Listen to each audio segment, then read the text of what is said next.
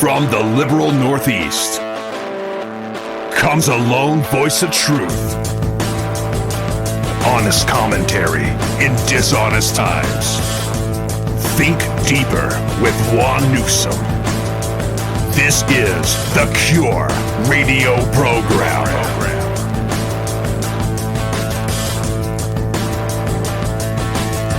This is the Cure.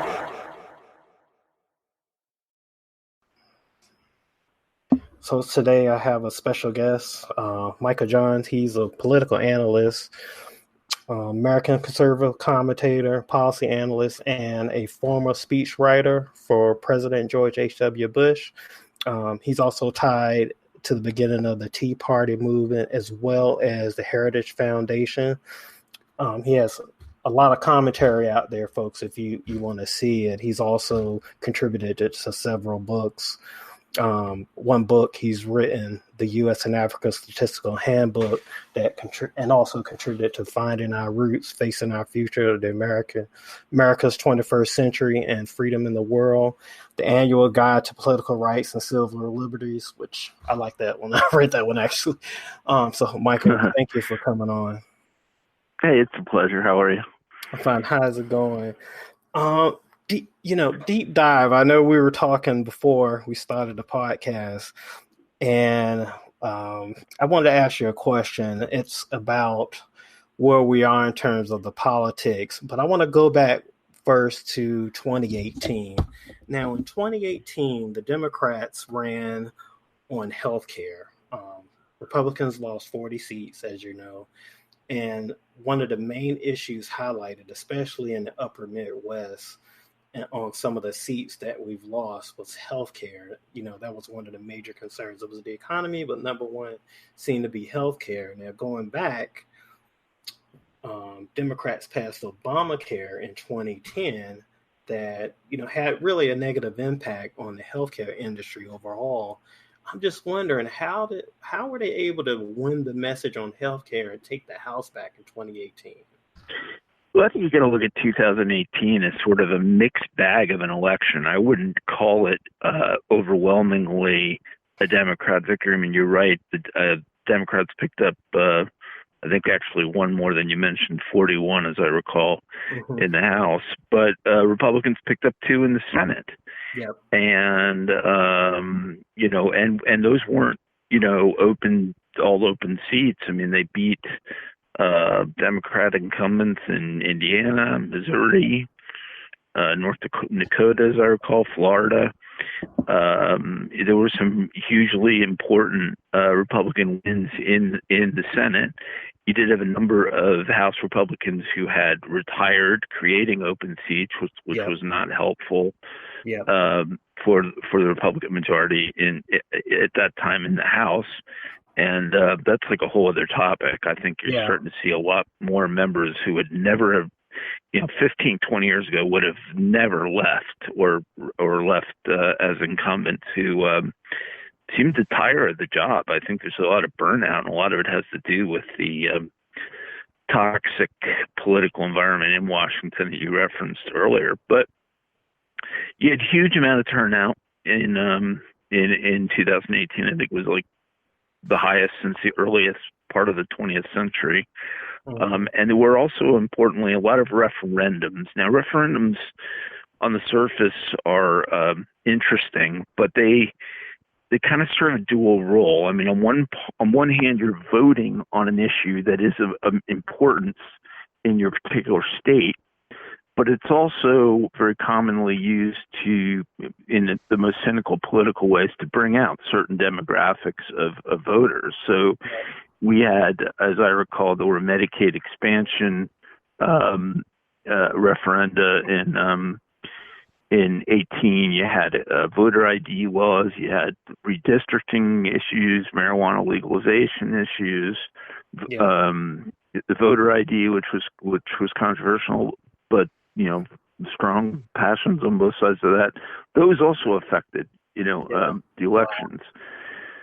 So, and the president, of course, campaigned very heavily leading into 18, but I think he campaigned, if you go back and look at his rallies, more on the Senate side than he did on the House side. That's true.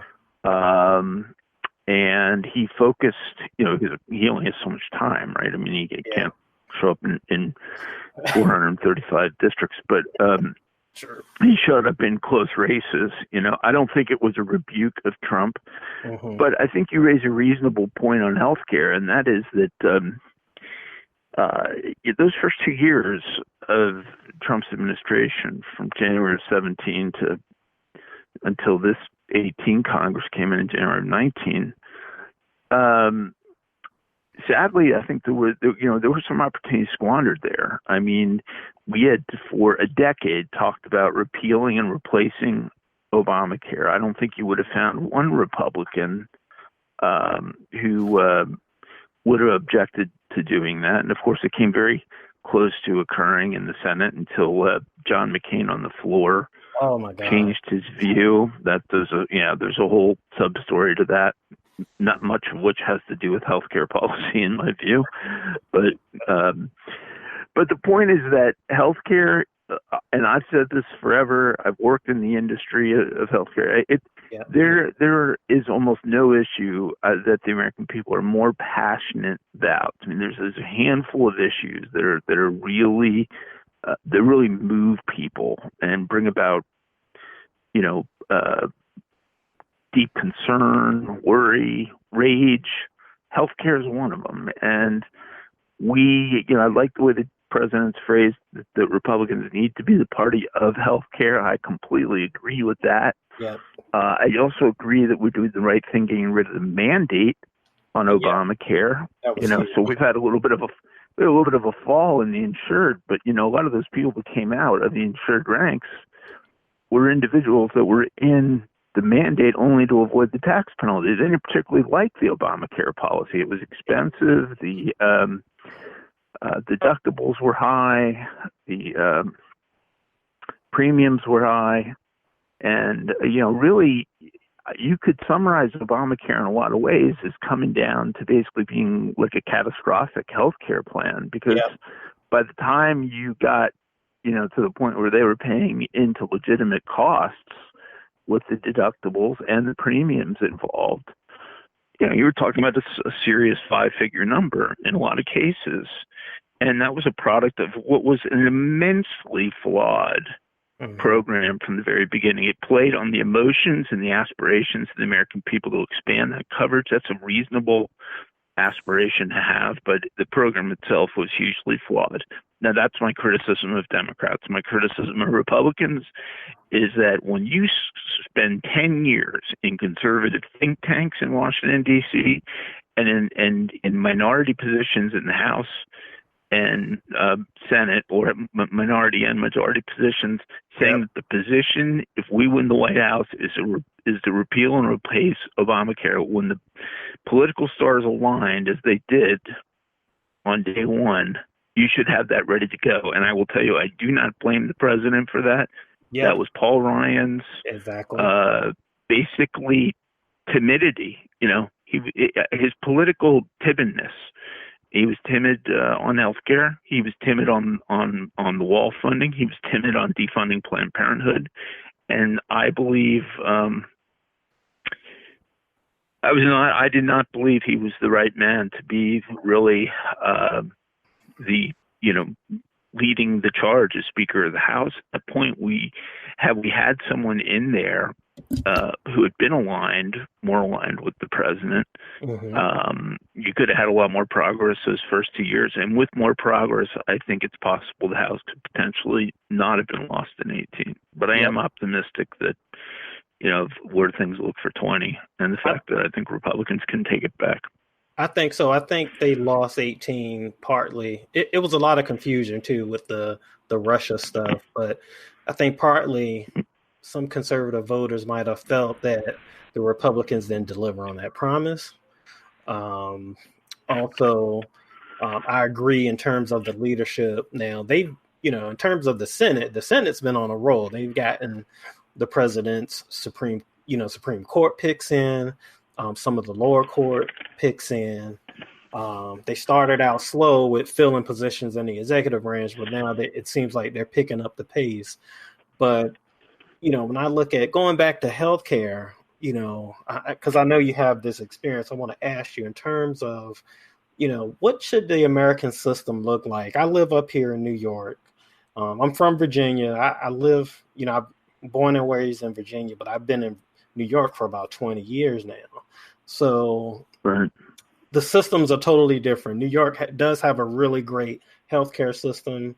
There are some major hospitals there. You have Columbia University, you have NYU Langone, you have Mount Sinai, and it seems like the delivery and the quality is good. Very efficient system. What should the American model look like? Because if we keep listening to politicians that haven't worked in the field, my fear is the good healthcare that we have will be taken away eventually. Well, I don't think healthcare policy, the details are particularly well understood, and that's not in any way a jab at the American people. I don't think they've been well explained to the American people. I agree. I remember early in the Tea Party movement, I did a very lengthy interview with Katie Couric, and she had brought up Obamacare, and I said, of course, something I kind of wanted to lead into this because I had a sense that even she didn't understand it, but I'd said, of course, we need to make sure the poor have access to health care. And she's immediately nodding her head like, yes, absolutely. Why aren't we doing something about that? And I said, that's covered. That's taken care of. Yeah. We have state Medicaid plans that cover individuals without income and assets, and in many cases cover people with assets and income to a certain extent. And to the extent that Democrats like to say the American people don't dislike their Medicare plan, in a lot of cases they don't dislike their Medicaid plan either. Most states have outsourced these state Medicaid plans into private plans, so there's a good number of options available. There's always, but it does also reveal, I think, the underbelly of state coverage and of any government engagement, and that is that when you put government in charge, and this is true in private insurance too, but it's particularly true in government. The discussions, the conversations, and the focus are almost never about the quality of care. Yeah. They're almost always about cost containment. And when you start looking at cost containment in healthcare, yes, you can get so far with getting rid of administrative overhead and duplicate functions and over-testing and things like that. But ultimately, you start cutting into the quality of care. You start cutting into how much you're going to pay a provider, a physician, a surgeon, how much money is going to be paid for a particular pharmaceutical. Mm-hmm. If it's insufficient, if they're selling it at a loss, the pharmacy company may choose not to participate in that particular plan. So we have this hybrid system, obviously, as everyone knows, where, as I've described it, the American people have very broad-ranging, some might even say conflicting views. We want the security that it comes typically with a public system. Yeah. The American people do not like to see, I do not like to see, individuals who are without coverage and are forced into those situations. That is bad for those individuals. It's bad for communities. It's bad on every level. But simultaneously, we want all of the innovation, all of the expeditious access to care, being seen the same day, or seeing a specialist within a reasonable period of time. That you almost nowhere in the world would you see, physicians as quickly as you can in the United States. You went to get a CT scan in Canada or the EU. I mean, you might wait 3 months, You want to do it here, you might wait a week, but you don't have those waits. And I think that the problem with socialized medicine is, well, firstly, it's a system that is almost completely broken to the core. It's not worked really well anywhere. No. The evidence of that is the fact that its biggest architects, when they encounter their own healthcare problems, typically don't get their healthcare in those countries. I wish I could remember off the top of my head the Canadian provincial governor who had to have the heart surgery was one of the biggest advocates of the Canadian socialized healthcare system, and was actually a huge critic of U.S. healthcare system. Was constantly saying how we didn't have it right and they had it right, and I think he needed. That was Danny Williams. He needed some stents. He needed some stents or something, and he was like right down to the Mayo Clinic or something. Yep. So a lot of, the problem on top of all of this is the fact that, while you have a few physicians here and there who are elected officials, Rand Paul maybe is a good example. There's a good number of them, but there's not a lot of This is a hugely complicated industry. I would contend that it's quite possibly the most complicated. It's complicated because it's it's really only off the top of my head one of a handful of industries where the consumer of the product or service, the healthcare product or service, is not the payer of the healthcare product or service. So all of a sudden, all of the traditional supply and demand and cost containment and consumerism that you would associate with most industries in the country, it sort of, get thrown a curveball, and it affects everything in a real profound way. Wow. Now, I've just to give you some of my background, I've also worked in the healthcare industry on the delivery side. I've worked in operations, and part of my job was, oversight for the supply chain systems. And so, I've seen it from soup to nuts, like how this stuff is delivered. There is now one of the benefits of Obamacare, if you can call it a benefit, is that hospital corporations or healthcare providers, they started looking at efficiencies because, with the mandated coverages and, with all of the things that they have to provide, and, they look for little efficiencies. I'll give you an example. So when I was working at NYU Langone, they would have, we implemented mobile receiving, for example, so that when someone would, go and pull items from the supply closet, you can kind of, when it gets stocked and received, you can do it right then and there versus losing track of that item. Another example for the emergency rooms, they implemented, these pre-packaged surgery kits instead of pulling items from here and there. So based on whatever you're there for that period of time, whether it's a gunshot wound or you get in an accident, there are already the tools there in a pre-package based on your condition and the accident. Give you another efficiency.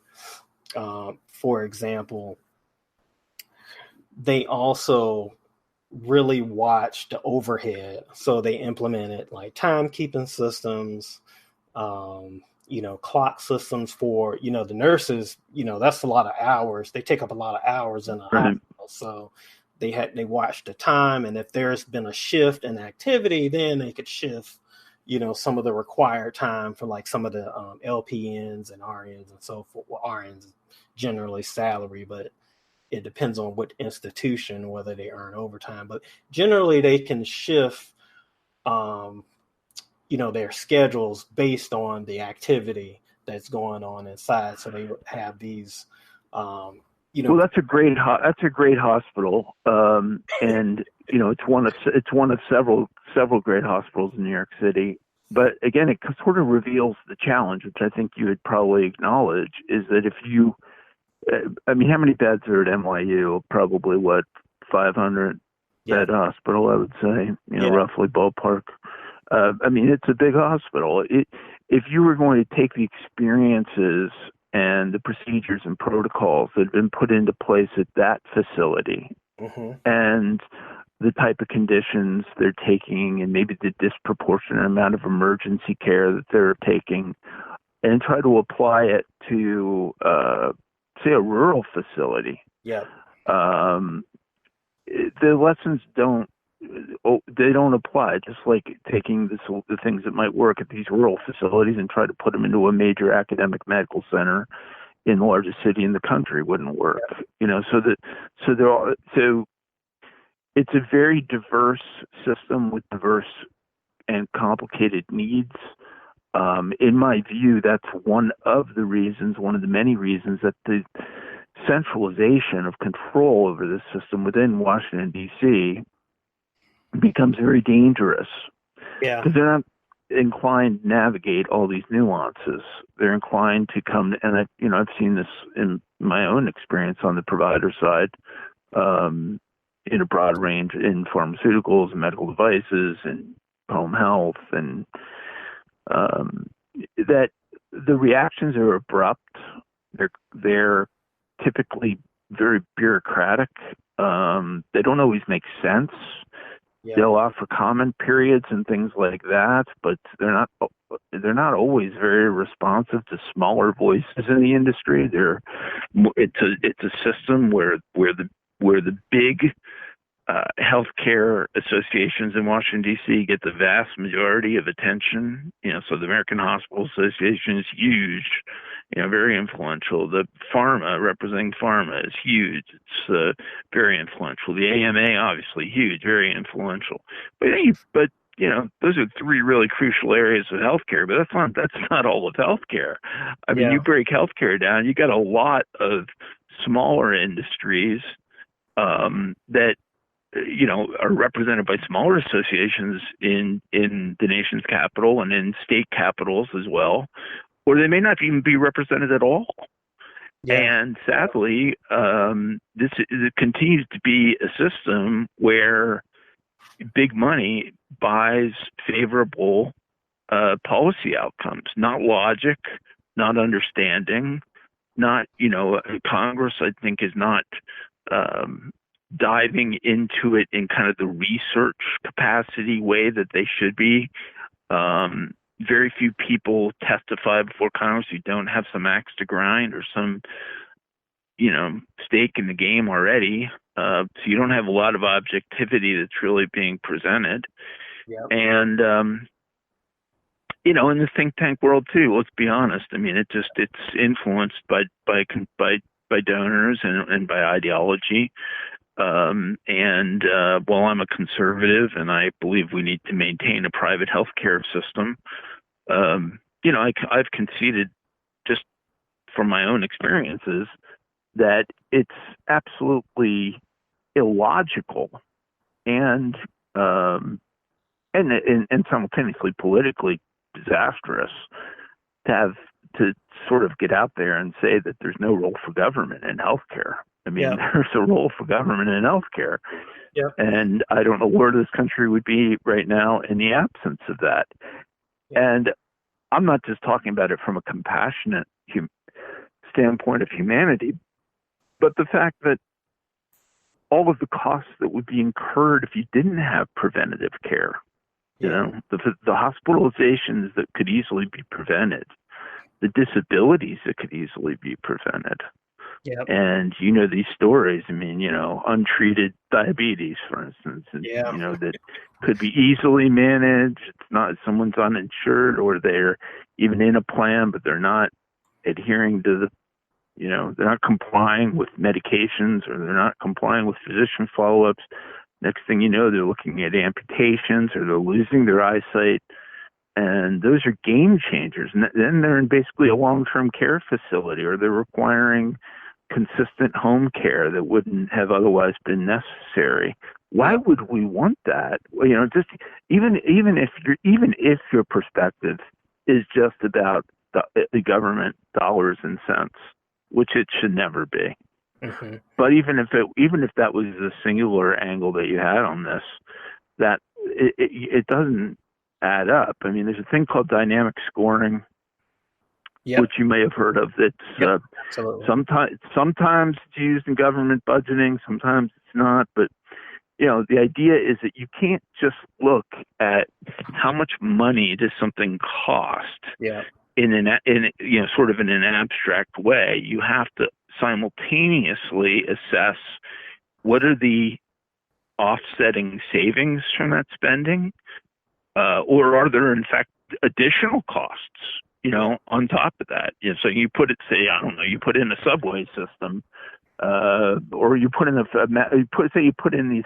this Southern California fast rail system that they're talking about. You can't just look at the cost of putting in the fast rail system. Then you're going to have to maintain the rail system. Yeah. You're going to have to all sorts of associated expenses arise that wouldn't have otherwise arisen. And in healthcare, many times money spent saves money.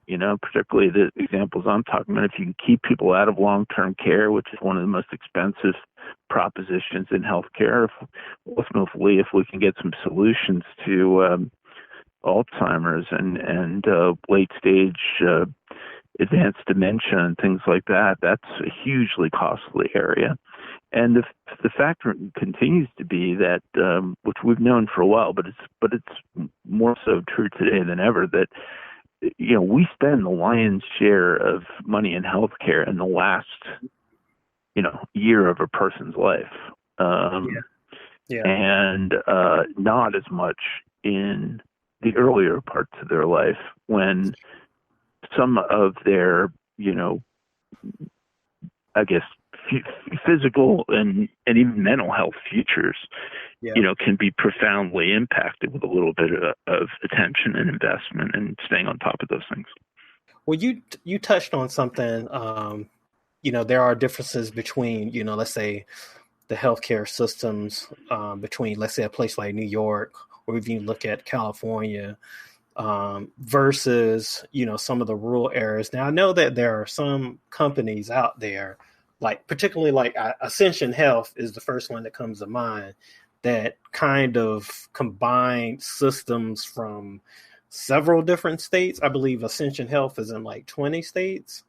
Is that a trend for rural areas in healthcare? Well, yeah. I mean, the issue is everyone's trying to get, in economics, you would call it economies of scale, which is that the incremental costs of providing healthcare do decrease with numbers. Yep. So, hypothetically, not that this exists, but if you had a hospital that was open and you had 5 patients in it and 300 empty beds, you're incurring an extraordinary amount of cost for that underused capacity, because you still have all the overhead of maintaining the facility.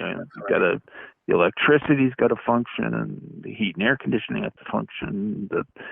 The staff still, for the most part, need to be there, and so this is what's driving one of the biggest trends in 21st century healthcare, which is consolidation. And it's not the only industry, obviously, where that's happening. But what's really behind consolidation? It's this, firstly, facilities that are losing money and are looking to get acquired, but also the fact that these chains, have the methodology to sort of implement those economies of scale to save incremental dollars by combining services and functions and fees. And I'm not saying that's a good thing. I'm not saying it's a bad thing, but it is it is one of the biggest commercial realities. It's almost happening like a tidal wave right now.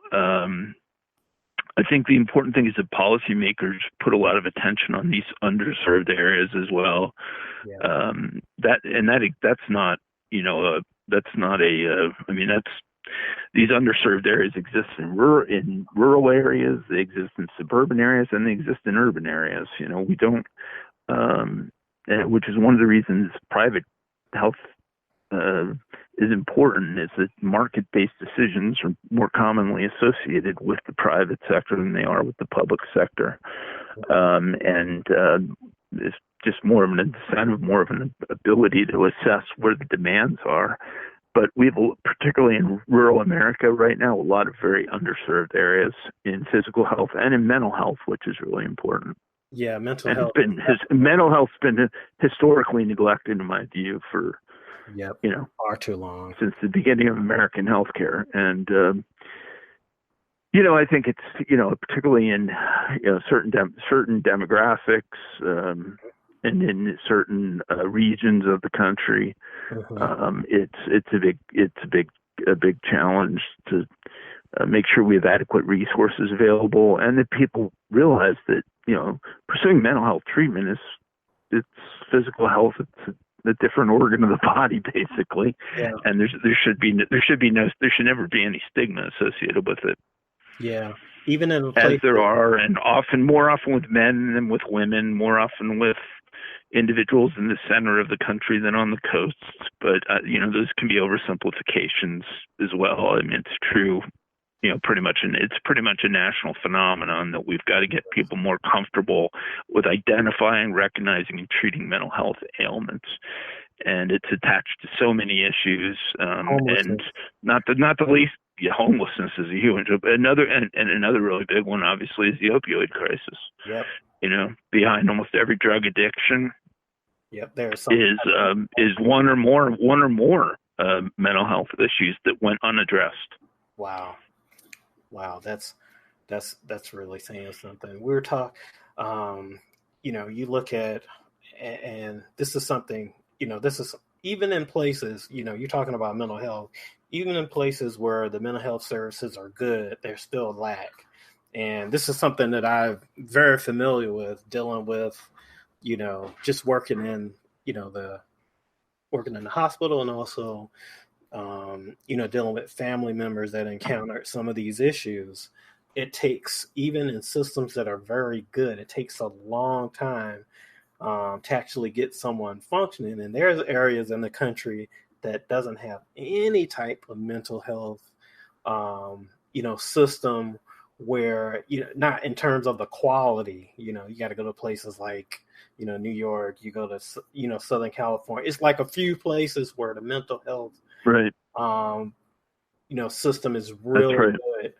And, I think it, my opinion, just from, dealing with some of the issues with family members, I think mental health screenings should be, like you get a checkup for, your basic checkup every year, your annual physical. There should be some type of mental health screening as well, not to categorize you or stigmatize you, but just to, I often hear of, officers on the job that don't get mental health screenings, even after being in shooting incidents and so forth. So I just, I do.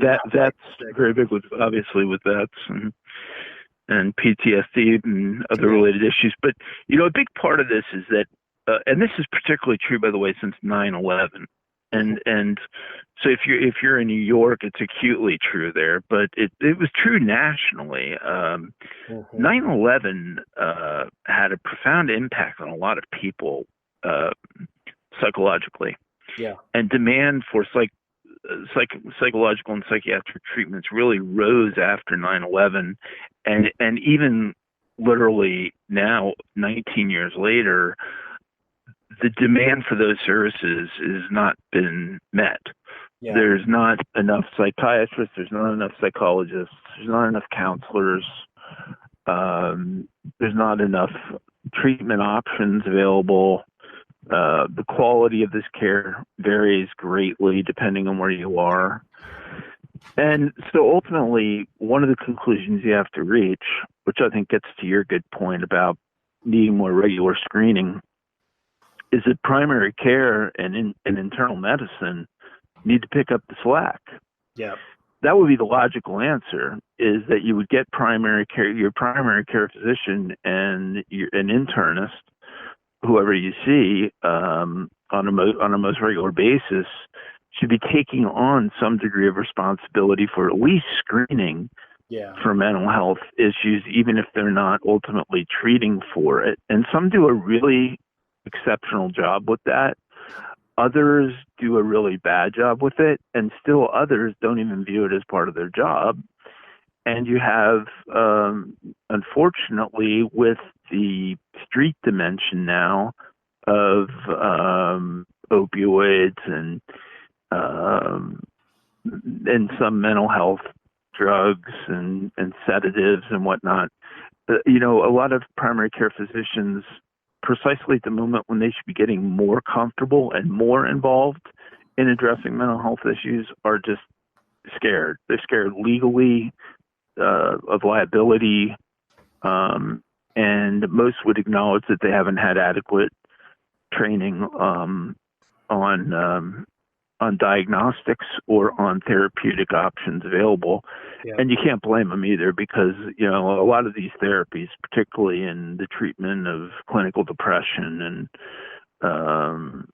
particularly I would say in clinical depression, are new they're new therapies. I mean, they're even psychiatrists themselves are being educated by drug reps, which is a whole other set of problems. Is that really where they should be getting their education?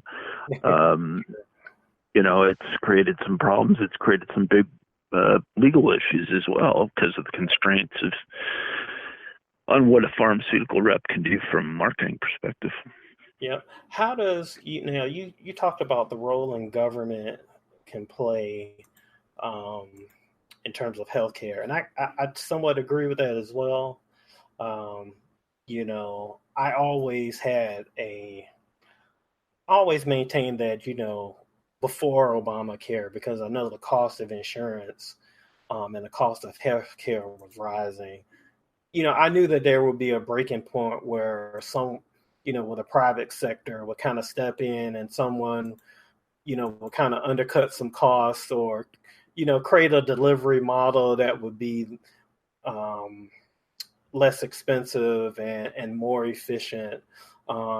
But when I think about government stepping in, I'm particularly talking about people with pre-existing conditions, because one thing I think a lot of people don't understand about health insurance, it's insurance, and that insurance requires an element of risk there. I think for decades now, we've been treating insurance like a pool, which it is, but the risk aspect, as time has went on from the beginning of the American healthcare industry, particularly insurance, the element of risk has been somewhat taken away, and that insurable interest, that term that we like to use in the industry, has been taken away. What role can government play, and can they empower places? I think of people with pre-existing conditions going to some of these clinics and some of these research institutions. How can government empower, that type of coverage versus weighing down the private industry? I was always against, the government coming in and kind of putting mandates and weighing down the private sector insurance, because that's going to spread increases, to every household that's insured pretty much. Right. Well, the biggest problem we have, and this is where government needs to be putting more attention, is and this is what, when Trump talks about the forgotten man and woman, this is what he's talking about. It's nowhere is it probably truer than in healthcare, is that in this country today, if you are a person of great financial means, you're not going to encounter any real significant difficulties in accessing quality care. In fact, you probably are going to have access to some of the best care in the world, and choice for it, and the ability to travel for it if necessary. If you're poor, contrary to conventional wisdom, you have access to care. You have access to insurance too. It is almost a cost of zero. The real challenge exists particularly within the working poor and individuals that are above that Medicaid eligibility threshold, but may work in professional capacities that just don't offer health insurance. And they don't make the amount of take-home pay that allows them to purchase a private plan. Those are the people that really have been victimized quite substantially by this system. I'm not trying to say that, hey, that's the only problem we have, or that the poor don't have any problems. There are lots of problems with the Medicaid program. There's lots of problems throughout the system.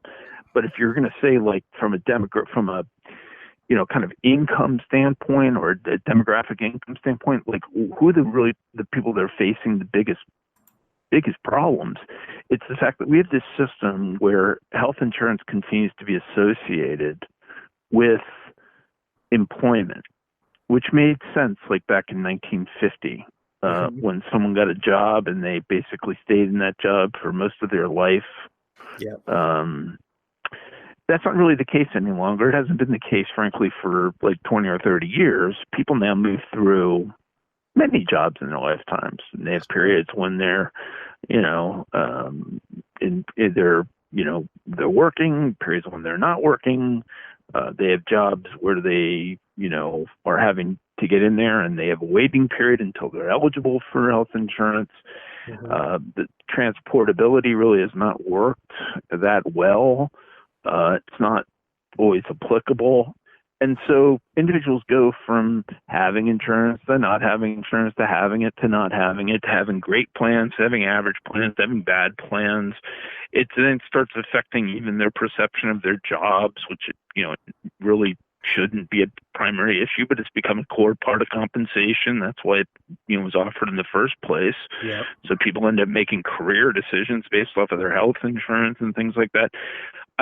Which is why I think the conservative free market and Trump, who supports this solution, that we need to expand these risk pools outside of employment alone makes sense. Why should you not be able to purchase a plan through, local Kiwanis group or Rotary Club group or Lions Club group? Why should you not be able to purchase one through your church or synagogue? Why should you not be able to purchase it through a social gathering?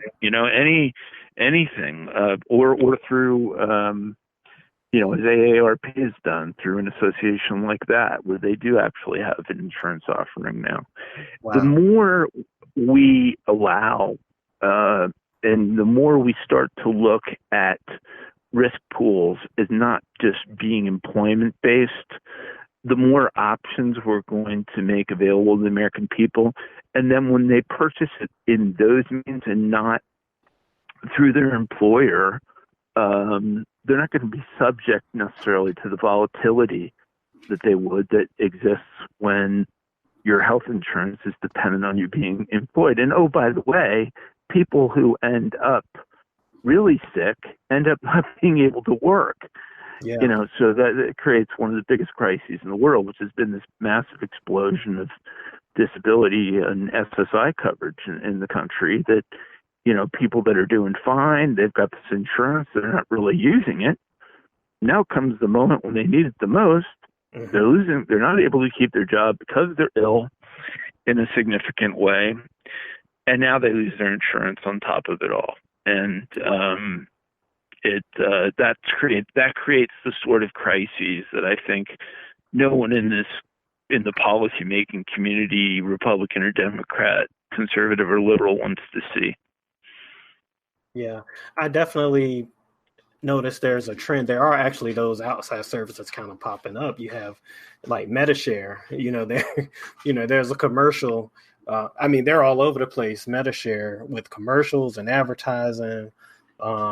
You also have, for people who are well-to-do and, maybe not one insurance, concierge service type coverage through a pool of doctors. You have one of my favorite clinics, and I've been keeping up with them. Clinic with the Heart, where they provide community-based preventative, healthcare for people that are maybe they are on that lower income, type spectrum. So I've been kind of keeping up with the trends and see where the industry has been going. Thinking about that, going into that, because I know we have an election this year, and just to change moods, socialized medicine, it's, one of the what's being proposed on the Democrat side with Medicare for all, socialized medicine. Also other things, college tuition, free college, and so forth. Do you attribute that? I mean, according to Gallup, when you look at the statistics, especially among young folks, how they view socialism, the popularity is kind of rising. And so we can tie our healthcare discussion into this. Is that one of the reasons when you look at healthcare and education, and is that the reason? Well, I think the story of socialism for the last century has been one that, for those who have not personally experienced it or lived under it, when it's presented in the abstract, whether it's presented by a socialist political party as part of an election, or whether it's presented as part of a revolutionary leader in the mountains of Cuba, it can be appealing in a rhetorical way. It can be appealing on the surface. The challenge and the issue that I think is going to now, especially if Sanders ends up with this nomination, which looks increasingly likely, is that you're going to have probably the debate we need to have as a country, which is to sort of say, let's really look at the standards of living around the world where people have their needs taken care of the best and where they have them taken care of the worst, and all of the associated downsides of socialism, some of which are, minor inconveniences of shortages and things like that, but the most severe cases are the death of 100 million people since 1917 Bolshevik Revolution. I mean, this is Stalin, this is Mao, this is Pol Pot. You can't say, well, we're going to look at socialism, but not in that context. We're going to look at it in another context.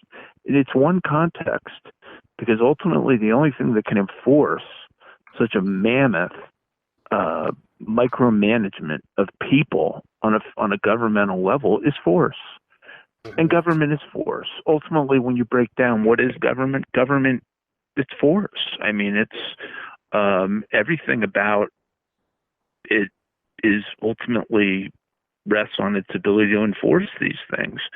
And that's why it's been a major factor in some of the worst humanitarian crises in our world.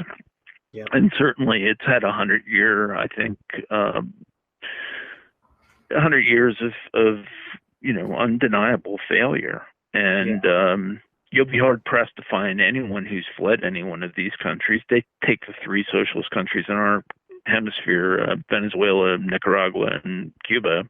You'll really be hard pressed to find anybody out of any one of these countries who's left who wouldn't, be very dogmatic in telling you how absolutely failed it is. It's worse than widely appreciated. And unfortunately, why is there such a demand for it right now? In large part because we've done a very poor job educating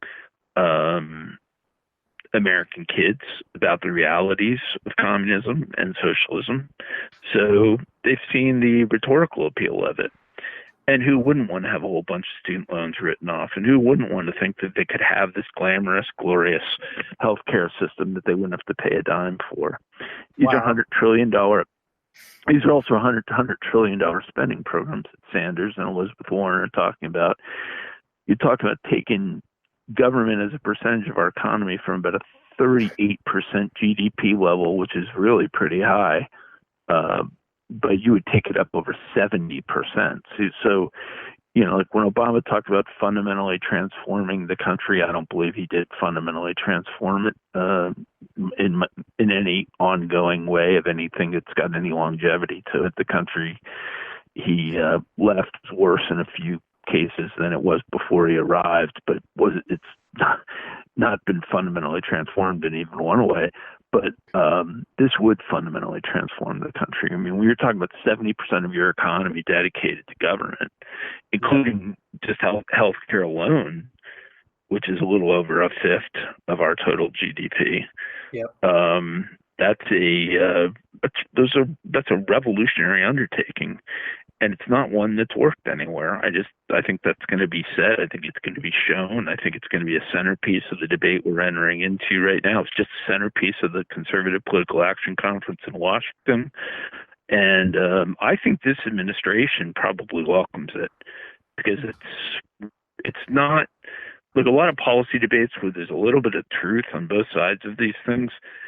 Socialism, when it's placed under a magnifying glass, is an unbelievably horrific thing.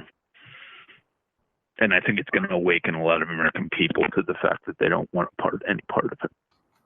I think. And again, I don't say that, like, again, it's not like a black and white scenario. That's not to say, like, it would be the same if we said, well, no, we're going to have a completely laissez-faire libertarian society with no government, no safety net. If you don't have health care, you're on your own. I mean, that would be equally terrifying to the country, I believe. Yeah. That's not an option. That's not an option right now, because, it's not a political reality that you could really come forward on to offer that and have the degree of support. I mean, there's some of the libertarian elements and whatnot who might write about it, talk about it, speak about it, but it's not a practical part. It's certainly not a part of the Republican Party platform. Yeah. But I think you would have just as much of a visceral reaction if you had that extreme of things. And I think the final point, which I commented on a lot, particularly over the last week, it's the fact that even if your singular policy focus is that we need to do more for those who are struggling and poor, which system has done a better job in caring for those people, socialist economies or free market economies? Mm-hmm. Free market economies. Mm-hmm. That's a no-brainer. Yeah. I've been all over the world, including to a lot of socialist countries and, including a lot of third world countries. I can remember explaining to people that in the United States, when you have a car accident, if someone's hurt, that an actual ambulance would come out to your car and put you in the ambulance and take you to a hospital. They couldn't believe that service was available. They're like, you mean these people, they're not related to you, would actually get in a car, drive fast through traffic, these are not services that are commonly available in a lot of these countries that Bernie Sanders is glamorizing.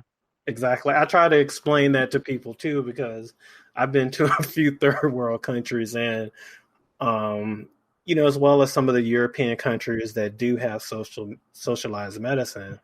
And I try to explain to some of my friends here, and I tell them, look, this is the best ship sailing. I honestly believe, and going back to your point about Sanders winning the nomination, I honestly believe that the country has to have that debate, like in public. Yeah, it might be time for it. It might be the biggest public service we could ever have.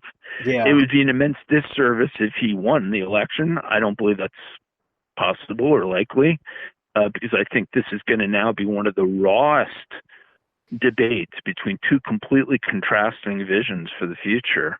Mm-hmm. I mean, you just look at some of these positions that he's taken of allowing illegal felons to vote. I mean, just take that alone. He would allow the individuals who perpetuated the Boston Massacre to vote. He would have no border. Yeah. It would be, anybody wants to come on in. It doesn't matter who you are, what you are. You have coronavirus, that's fine. Come on in. Yeah. He has no constraints on any of this. Yeah. Now, part of that is the fact that he's been vying for the progressive wing of the party in the primary, and I think if he is the nominee, he'll have to shift a little bit, in a more moderate direction to have any broader national appeal. but it's quite amazing to me that there's been almost no constraint on these issues, and it's really one of the, I've pointed this out, is that when you talk about some of these issues, and you say, well, how high, there's almost no limitation or constraints to it, whereas on the conservative side, there seems to be more constraint on statistically and things. But I mean, you talk to the left, if you said, well, for instance, how many illegal immigrants in the United States would be too many? So if they say there's 11 million now, some people say it could be 20 or 30 million. That obviously is not bothersome to them. Yeah. They think that's fine. It's bothersome to many of the others. But okay, so if that's an acceptable number, what is the number at which point so what at 40 million, at 50 million, at 60 million, at 100 million? At what point does this Democrat Party, and particularly the socialist wing of it, say, wow, no, that actually does create quite a burden on the American people, on the American citizens, who should be placed first in this set of circumstances and situations? And I guess my final point on this whole socialism thing was another thing I was just earlier today. I knew about this beforehand. It's not like I just learned about it, but China really has not been telling the truth about the coronavirus. They had a lot of information about this all the way back into December. They concealed it because they were terrified of the economic impact it was going to have on their economy. And, I kind of thought that, I'm really intrigued. I've always been intrigued by China. I'm more intrigued than ever by China. I think it's an immense threat to the United States. Yep. I think it's a completely contrasting approach to governance. But I tried to look at it from their perspective, and I said, you're Xi Jinping, you're concerned about political stability, and you're concerned about the Chinese Communist Party and its durability and its survival. So you're not concerned about human life. Nope. And I guess that led me to this. So they concealed this from the CDC, which we could have been immensely helpful to them if they'd been more upfront with us about it at the very beginning. We would have been helpful to them. I know that for a fact. They gave directives to have evidence destroyed, things like that. It's an irony to me, maybe the biggest irony, that these systems that are set up in the interests of a communal cause, socialist systems that are presumed to be communal, are the ones that care the least about the actual community. Wow. So here's this system, right? This entire revolution that China went through, and not the only socialist revolution in history. They're always talking about what they're going to do for the people and why this revolution is necessary for the people. And those are the same people that sometimes pretty quickly, but ultimately at some point, end up being the last thing on the minds of these governments. Yeah. Wow. From what I've heard now, I've been trying to keep up with. There's Corona news every hour on the hour. From what I understand, the WHO has been on ground there in Wuhan, and there were members of the CDC there as well, and now they're able to get some of the actual data. I'm just wondering how that's going to pan out. Going into now, this is my original question that I wanted to ask you. To switch topics, going into beyond Trump, because 2024. I'm not saying he's all set for 2020, but I'm thinking 2024 is going to come, and Trump is a once in a lifetime type candidate, like Obama was, really.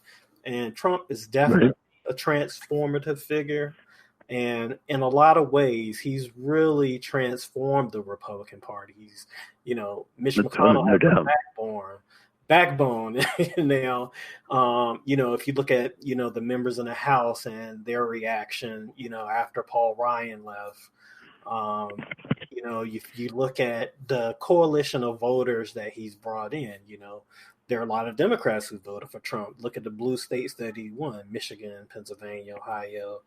and so forth. You had roughly 90,000 people in Pennsylvania change party, a lot of independents. Right. The African American polling that, in recent, it's up to maybe 36 to 38% according to 2 or 3 polls. I'm wondering. That's amazing. I mean, that's outstanding.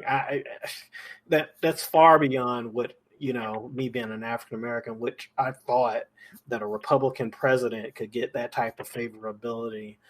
I'm wondering if the coalition that elected Trump in 2016 could stay together and, maybe keep that legacy going. I look back at, Reagan, and, Reagan really gave the Republican Party a model to govern and to win. He gave them a really great formula, only for them to abandon that formula later. Right.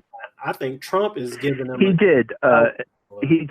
And I was a Reagan fan, and when I first getting involved, it was the Reagan era. But I endorsed, as you probably know, I endorsed Trump on day one, June 16, 2015. I was one of the very few prominent conservatives who said that I believed he was the leader for this moment. I believed he would keep his word. Yep. I believed he had both the vision and the fortitude that I knew was necessary to survive in this toxic political environment. Yeah. And I'm thankful that I didn't write about that, because I know a lot of people would be, even if people aren't crediting me with having it right, if I had it wrong, they sure would be all over me about it. But I think, you've got to look. There's a lot among conservatives, and I am a conservative. There's so much fond nostalgia for Reagan, but we make a mistake if we don't take Reagan in the context of the 80s. Yep. Reagan addressed the issues that our country confronted there. He was exceptional on the Cold War issues. He was exceptional on cutting taxes and regulations, which were extraordinarily too high. He was great in reestablishing in the American people a sense of national confidence and purpose. And he was exceptional in communicating the fact that the United States of America is a nation almost like no other. Well, it is a nation like no other. Mm-hmm. He accomplished all of those things. Those are really great things. But a lot of those were the things that needed to be communicated in the 80s. There were things he didn't do. He didn't do much on border security. He didn't do much on overhauling these bad trade deals. And in fairness to him, these weren't huge problems back then, but they snowballed into huge problems.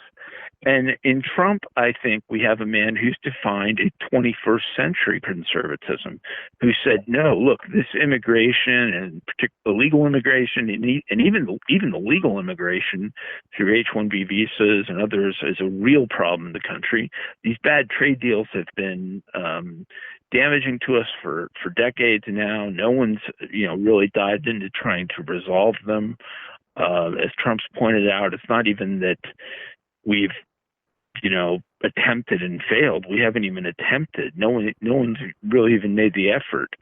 Right. That's what makes him, as you correctly say, a transformational leader, is that all the way back to 2015, with the first, announcement of his candidacy at Trump Tower that day, he put the finger on issues that the American people knew were real, and particularly middle class voters knew were real. They knew those were the things that were driving wages down. Those were the things that were contributing to unemployment. Those were the things that were, proving really burdensome on communities.